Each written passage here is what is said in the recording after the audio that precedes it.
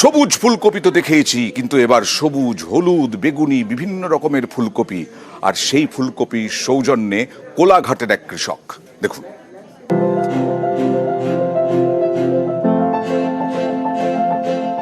সাদা ফুলকপি তো আছেই, সঙ্গে ব্রোকলি, কিন্তু সেখানেই থেমে থাকেননি। তার জমিতে ফলছে হলুদ, বেগুনি, নানা রঙের ফুলকপি। রঙিন ফুলকপির চাষ করে তাক লাগাচ্ছেন কোলাঘাটের কৃষক প্রমথ মাঝি। কোলাঘাট ব্লকের বৃন্দাবন চকের বাসিন্দা প্রমথ মাঝি দীর্ঘদিন ধরেই সবজি চাষে যুক্ত। তার দাবি 2012 থেকে ব্রোকলির চাষ করছেন, পরে নতুন কিছু করার ভাবনায় রঙিন ফুলকপির চাষ শুরু করেন। এমনি ব্রোকলি চাষ করতেছি 12-13 সাল থেকে, আর রঙিন এই 3 বছরে করেছি।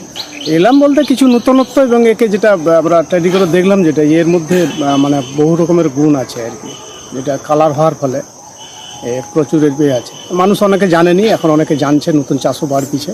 আমার এবছর ব্রোকলি আছে সবুজ, আর কালার বেগুনি কালার, হলুদ কালার, এমনি ন্যাচারালি ফুলকপি আছে। এবছর প্রায় 3000 রঙিন ফুলকপির চাষ করেছেন প্রমথ মাঝি।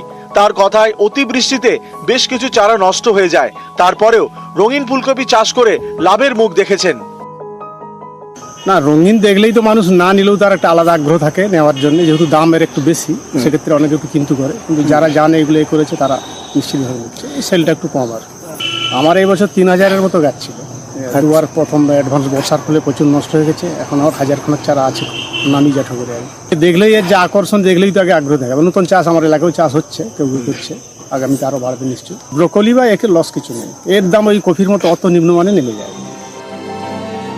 প্রমথের দাবি খুব একটা সহজ নয় রঙিন ফুলকপির চাষ, কিন্তু করতে পারলে বাজার আছে। আগামী দিনে আরো বেশি রঙিন ফুলকপি ফলানোর আশায় প্রমথ মাঝি। সুজিত ভৌমিক, নিউজ 18 বাংলা।